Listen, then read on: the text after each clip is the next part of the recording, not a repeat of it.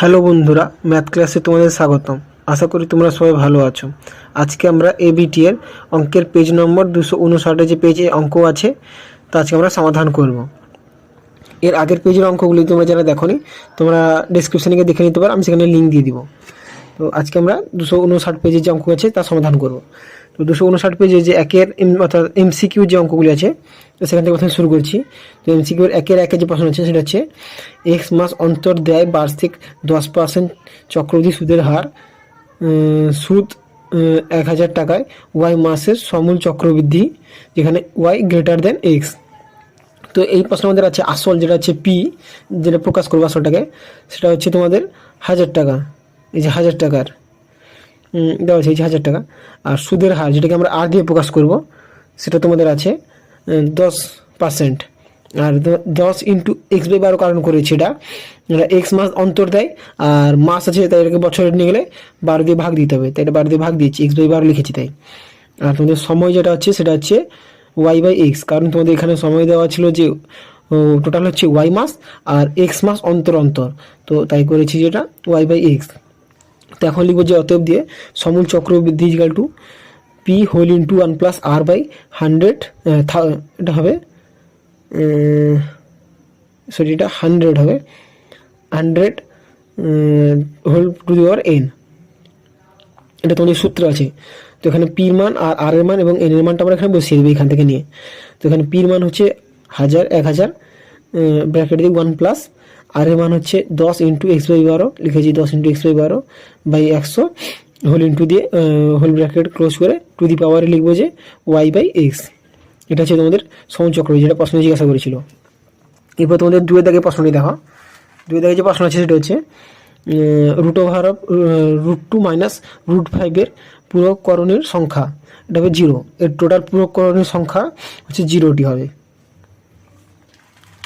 এরপর আমাদের তোমরা 3-এরটা দেখো। তো 3-এর যে প্রশ্ন আছে তোমাদের সেটা হচ্ছে ত্রিভুজ এবিসি এর বিসি বাহুর লম্ব সমদ্বিখণ্ডক দ্বয়ের পরস্পর ও বিন্দুতে ছেদ করেছে। কোণ বি ও সি 120 ডিগ্রি হলে কোণ বিএসি এর মান, এই যে তোমাদের কোণ বিওসি মানটা দেওয়া আছে 120 এবং জিজ্ঞাসা করেছে যেটা কোণ বিএসি, এই যে বিএসি মানটা হবে কোণ কোণ বিওসি এর অর্ধেক। অর্থাৎ এই যে কোণটা যে প্রশ্ন তোমাদের জিজ্ঞাসা করেছে কোণ বিএসি, এটা হচ্ছে কোণ বিওসি এর অর্ধেক হবে। অর্থাৎ আমরা লিখতে পারি যে কোণ BAC equal to half into কোণ বিওসি। এটা তো বিওসি মান হচ্ছে 120, তাই লিখেছি হাফ ইন্টু 120, তো এটা করলে হবে 60 ডিগ্রি, যেটা তোমাদের অপশন হবে ডি। আর এটা তোমাদের অপশন ছিল এর আগেরটা। এরপরে আমরা 1-4 সমাধান করব। তো 1-4 যে প্রশ্ন আছে সেটা হচ্ছে 0 ডিগ্রি থেকে 90 ডিগ্রি পর্যন্ত ত্রিকোণমিতির অনুপাতগুলির নিচের কোনটি হতে পারে না। তো এটা হচ্ছে ঋণাত্মক। 0 থেকে 90 ডিগ্রির মধ্যে যে কোনো মান বসালে এখানে ঋণাত্মক আসবে না, সব মান ধনাত্মকই আসবে। অর্থাৎ sine cos tan cosec sec cot যে কোনো মাসের মানে যদি আমরা এই 0 থেকে 90 ডিগ্রি মান বসাই তো সেখানে কোনো ক্ষেত্রে আমাদের মান ঋণাত্মকে বেরোবে না, সবসময় ধনাত্মকে প্লাসে বেরোবে। তো এটা তোমাদের অপশন হবে এ, কারণ তোমাদের প্রশ্নে জিজ্ঞাসা করেছে যে কোনটি যে বলেছে কোন অনুপাতগুলি নিচে কোনটি হবে না, অর্থাৎ ঋণাত্মক হবে না। এরপরে আমরা 1-5 দাগটা সমাধান করব। 1-5 প্রশ্নটা আছে একটি লম্ববৃত্তাকার শঙ্কুর উচ্চতা h একক, তির্যক উচ্চতা l একক এবং এটা হচ্ছে ব্যাস r একক হলে তাহলে আমাদের এখন নির্ণয় করতে হবে যে প্রশ্ন যেটা দেওয়া আছে সেটা তাহলে আমরা এখন সমাধান করব। তো প্রথমে এটা আমরা লম্ববৃত্তাকার শঙ্কু এঁকে নিয়েছি যার উচ্চতা h আর তির্যক উচ্চতা যেটা আছে l দিয়ে প্রকাশ করেছি। এখন তোমাদের পছন্দ আছে যেহেতু ব্যাস r, তো আমরা লিখেছি ব্যাস r, তাহলে ব্যাসার্ধ হবে r/2। তাহলে আমাদের যে লম্ববৃত্তাকার শঙ্কুর যে সূত্রটি আছে সেটা হচ্ছে l² = h² + r²। তো এখানে r এর মান যেটা ব্যাসার্ধ সেটা হচ্ছে এটা হচ্ছে r মানে ব্যাসার্ধ আর কি, তো ব্যাসার্ধ হচ্ছে তোমাদের r/2, তো লিখেছি r/2 এর স্কোয়ার, এই সূত্র আছে। তো এখানে লিখতে পারি যে l² = h² + r/2 এর স্কোয়ার করলে হবে r²/4, কারণ 2 এর স্কোয়ার করলে 4। তাহলে আমরা এটাকে পরের লাইনে বাজিয়ে লিখতে পারি যে এই 4টা আমরা এটার সঙ্গে গুণ করবো আর এটার সঙ্গে গুণ করে দিব, কারণ কোনাকুনি গুণ হলে তাহলে হয়ে যাবে 4l² = 4h² প্লাস r², কারণ এখানে আর থাকবে না, সরি এখানে 4 আর থাকবে না, তাই এখানে শুধু r² থাকবে। তাহলে এই এইচটাকে যদি আমরা এই পাশে নিয়ে যাই তাহলে এখান থেকে আমরা 4টা কমন নিতে পারি। তো বাকিটা কমন আমরা লিখে দিয়েছি যে ব্র্যাকেট দিয়ে L square minus H square equal to R square, যেটা হবে তোমাদের অপশন ডি। তো এরপর যে আমাদের 1-6 যে প্রশ্ন আছে সেটিও পরপর যে কোনো পাঁচটি স্বাভাবিক সংখ্যার গড় 18 হলে প্রথম ও পঞ্চম সংখ্যার গড় হবে। তো প্রথম ও পঞ্চম সংখ্যার গড়ও 18 হবে, কারণ পরপর পরপর 5টি সংখ্যা যদি গড় 18 হয় তাহলে ওই যে পরপর যে 5টি সংখ্যা ওর প্রথম সংখ্যার এবং লাস্ট সংখ্যার যোগ করে যদি 2 দিয়ে ভাগ দিয়ে দিই তাহলে আমরা সেখানেও গড় পাবো। তো এখানে যেহেতু আমাদের পছন্দ হচ্ছে প্রথম সংখ্যা এবং পঞ্চম সংখ্যা, অর্থাৎ প্রথম সংখ্যা এবং লাস্ট সংখ্যাটা হচ্ছে পঞ্চমতম সংখ্যা, দুটো সংখ্যা আমাদের যোগ দিয়ে তাকে যদি 2 দিয়ে ভাগ দিতে পারি তাহলে সেখানে গড় পাবো। তো সেই গড়টাও আমাদের একই মান হবে, এটাও 18 হবে, এটাও তাহলে আমাদের অপশন হবে বি। এরপরে তোমাদের 2-এর দাগে থেকে শুরু করো। 2-এর দাগে হচ্ছে শূন্যস্থান পূর্ণাঙ্ক। 2-এর দাগে 1 যে প্রশ্ন আছে সেটা হচ্ছে বার্ষিক 5% সরল সুদের হারে 2024 সালে 1 জানুয়ারি থেকে 15 মার্চ পর্যন্ত 12,000 টাকা সুদ নির্ণয়ের ক্ষেত্রে সময় ড্যাশ দিন। এখানে আমাদের সময়টা নির্ণয় করতে হবে। তো সময় নির্ণয়ের ক্ষেত্রে আমাদের লিখবো যে যেহেতু আমাদের 2024 সাল দেওয়া আছে এবং 24 সালের সময়টা দেওয়া আছে 1 জানুয়ারি থেকে 15 মার্চ পর্যন্ত। তো আমাদের জানুয়ারি মাসে টোটাল 31 দিন থাকে, আর যেহেতু 2024 সাল দেওয়া আছে এটা হচ্ছে লিপ ইয়ার, তো 2024 সালে ফেব্রুয়ারি মাসে 29 দিন হবে। আর তাহলে তোমাদের আরেকটা আছে যে মার্চ মাসে, তো মার্চ মাসে টোটাল 15 দিন আছে, কারণ এখানে 15 মার্চ লেখা আছে, তো মার্চ মাসে আমরা 15 দিন নেব। তো এই তিনটাকে যদি যোগ করি তাহলে আমরা সময় পেয়ে যাবো। তো এই তিনটাকে আমরা যোগ করে গেছি 31 + 29 + 15, এটা করলে হবে 75 দিন। তো এখন লিখেছি প্রশ্ন দেওয়া আছে সময় ডেজ দিন, এটা সময় হয়তো তোমাদের 75 দিন হবে। এরপরে আমরা 2-এর 2টা সমাধান করব। তো 2-এর 2 যে প্রশ্ন আছে সেটা হচ্ছে PR/QR অনুপাতটির লঘিষ্ঠ আকার P/Q হওয়ার শর্ত। এটা হবে R=0। যদি তোমাদের এক্ষেত্রে R যদি 0 হয়ে যায় তাহলে টোটালটা 0/0 হয়ে যাবে, অর্থাৎ 0:0 হয়ে যাবে। তো তাহলে এই লঘিষ্ঠ আকার এটা হবে না।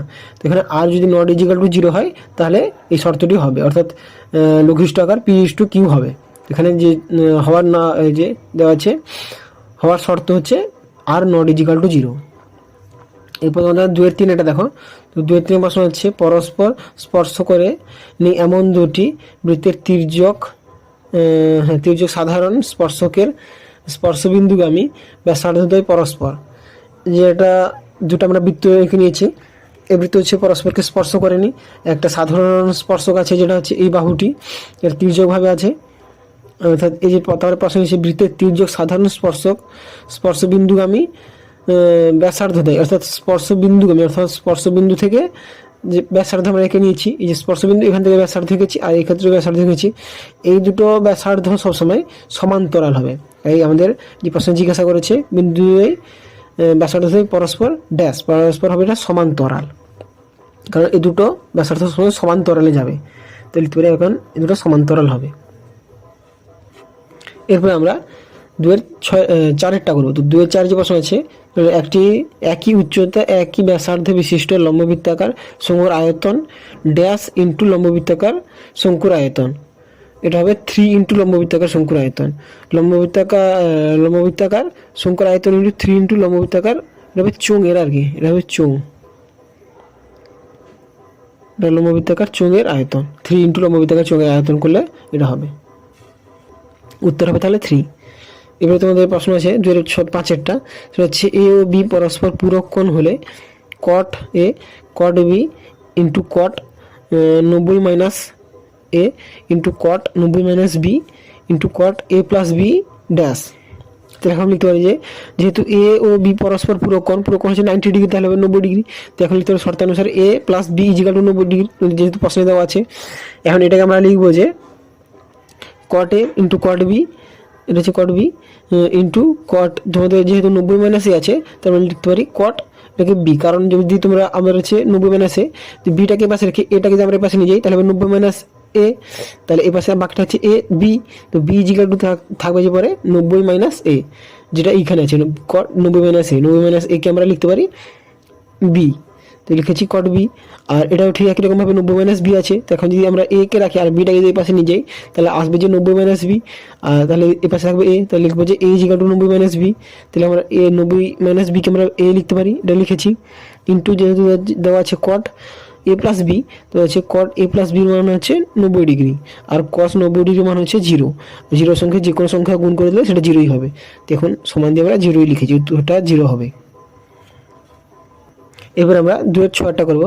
তো 2-6 প্রশ্ন আছে, কল্পিত গড় পদ্ধতির যৌগিক গড় ইজিক্যাল টু ড্যাশ প্লাস বিচ্যুতির গড়। এটা হবে বিচ্যুতি প্লাস বিচ্যুতির গড়, এই শূন্যস্থান পূরণ জায়গায় হবে বিচ্যুতি। এরপর আমরা 3 দাগ থেকে শুরু করবো, অর্থাৎ 3 যে প্রশ্ন আছে 3 দাগগুলো শুরু করবো। 3 দাগের প্রশ্ন হচ্ছে সত্য মিথ্যা প্রশ্ন। তো 3 একই প্রশ্ন আছে, সেটা কোনো অংশীদারি কারবার অংশীদার গণের নিজস্ব মূলধনের পরিমাণ যদি যে কোনো সময় সুবিধা মতো পরিবর্তন করা যায় তবে তাকে বলে সরল অংশীদারি কারবার। এটা মিথ্যা হবে, সরল নয়, এটা হচ্ছে মিশ্র অংশীদারি কারবার এটাকে বলে।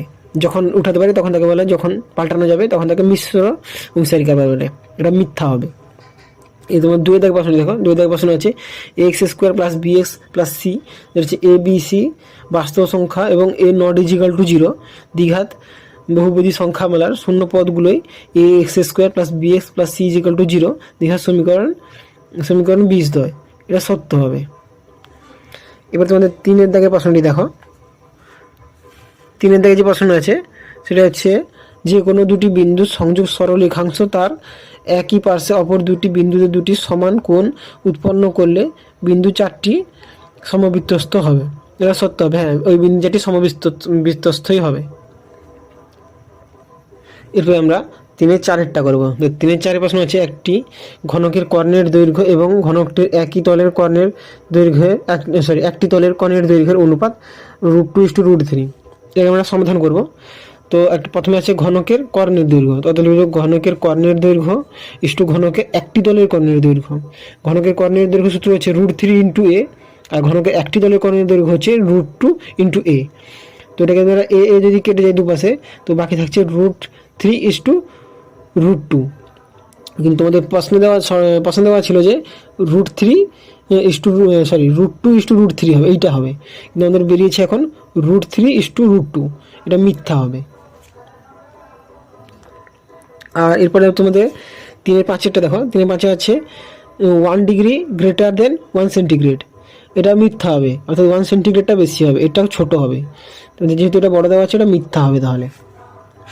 এটা তোমাদের 3-6 প্রশ্ন দেখো। তো 3-6 প্রশ্ন আছে, প্রদত্ত সংখ্যা বিভাজন ছক থেকে প্রাপ্ত বৃহত্তর সূচক ও ওজাইভ ও ক্ষুদ্র সূচক ওজাইভ পরস্পর যে বিন্দুতে ছেদ করে সেই বিন্দুর ভুজি হলো প্রদত্ত তথ্যের মধ্যমা। এটা সত্য হবে। আজকে এতটাই থাক, এরপরে পেজগুলো পরে ক্লাসে করবো। তোমাদের ক্লাসটা কেমন লাগলো তোমরা কমেন্ট করে জানাতে পারো, এবং তোমাদের কিছু বুঝতে অসুবিধা হলে তোমরা তা কমেন্টে জিজ্ঞাসা করতে পারো, আমি অবশ্যই উত্তর দেওয়ার চেষ্টা করবো।